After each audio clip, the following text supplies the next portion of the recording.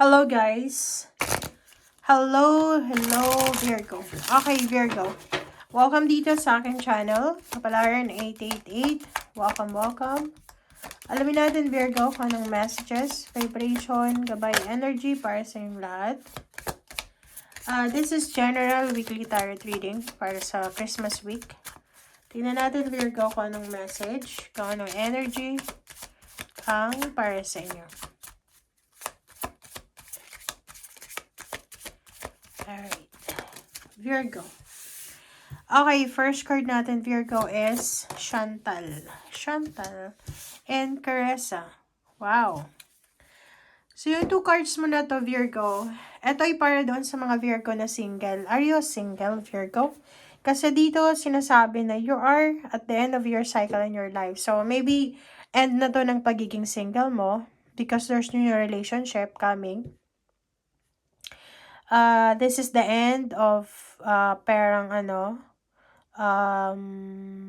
hindi magandang relationship. So, maybe there's an ending, pwedeng bagong relationship, end ng relationship, parang ganun. So, sinasabi ng barahan na anuman ito na gagawin mo sa linggong ito, anuman itong darating sa linggong ito, you need to call upon your angels and guide to comfort you and to guide you sa kung ano man ang next step mo. But, ang maganda dito is, there's parang sure happiness awaits you. Okay? Sa kung ano man yan, na endings or new beginnings na darating sa'yo. Okay. So, let's check.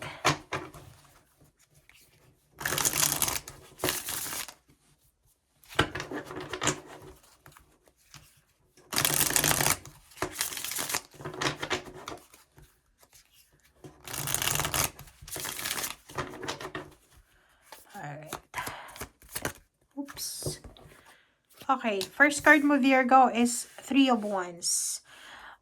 Possible na meron kang collaboration with someone. So, yun na nga. Posibleng yung matagal mong hinihintay na love life ay dumating na. Yung matagal mong hinihintay na travel ay dumating na. You will be super busy, super tired, occupied, multitask. Pwedeng may mga Virgo dito na magtatrabaho ka, tapos sa gabi babiyahe ka. Parang ganun. Nakikita ko rin, if you're single Virgo, maybe sa linggong ito ay magsisimula kang maghanap ng karelasyon online sa ibang bansa. Parang ganon. Maybe you're registering mga dating websites or dating online. Parang ganon. Sinasabi ng baraha yung iba din sa inyo dito, maybe you're waiting for a confirmation for a job offer. Parang ganon. And makikita mo, puro may Virgo dito na ngayong linggo ay magsisimula kang mag-apply ng trabaho. Pwedeng yung iba walang passport or yung iba gusto nyo lumipat ng ibang bansa. Nakikita natin dito na you are starting your first step. Parang ganun. Kung ikaw ay nasa ibang bansa, possible na may mga Virgo dito na may promotion na makukuha. Pwedeng makalipat ka ng mas maganda, mas improvise na bansa. But you need to wait 3 months para dito sa clarity na to, sa clarification. Diba? Sa ngayon, naka-hidden pa siya. Kumbaga, yung mga options and choices mo, naka-hidden pa siya sa ngayon. So, kung nagmamadali ka, like akala mo, or gusto mo, ngayon mismong linggo, makuha mo yung ganito, no? This is just a beginning. Kumbaga, first step pa lang. Reverse. Yun. Virgo, stop parang dramatizing, diba? Tama ba yun? Ng mga situation sa past. Okay? Tigilan mo na yung pag-iisip. So, kung makikita mo dito, if you are having a emotional problem, financial problems, related sa past or present, sinasabi ng baraha sa'yo na don't waste your time thinking. Kasi yung 6 of Cups na to, dapat mag-move on ka na. And 9 of Swords, sinasabi na dapat moving forward ka na.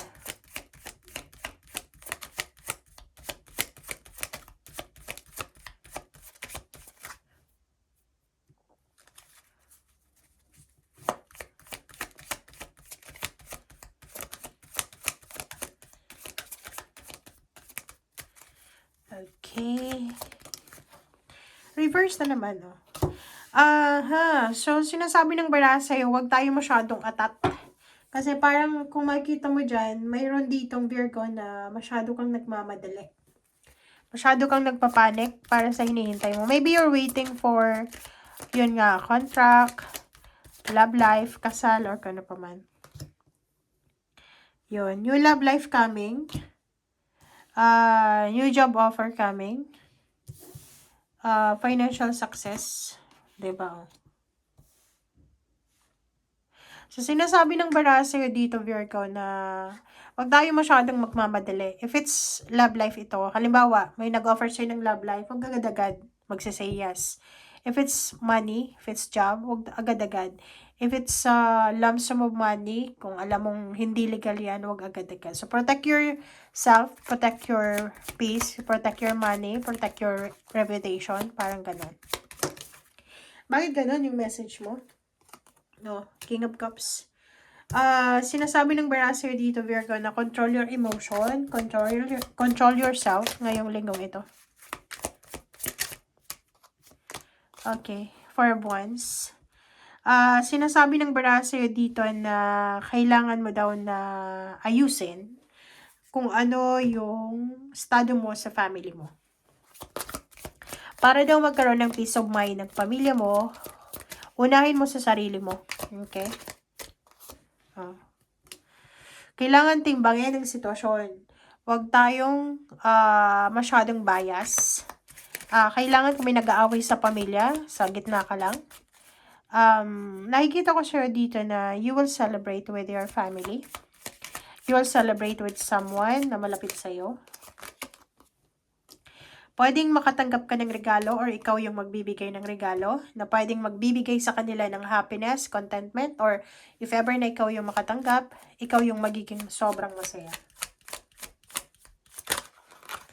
Alright, and last card natin is Four of Swords. Yung iba sa inyo dyan, wala kayong gagawin, kundi magpapahinga. Maybe this is your vacation week, or maybe this is your time na makapag-spend time ng rest, makapag-pamper, parang ganon. Please comment down below if you resonated.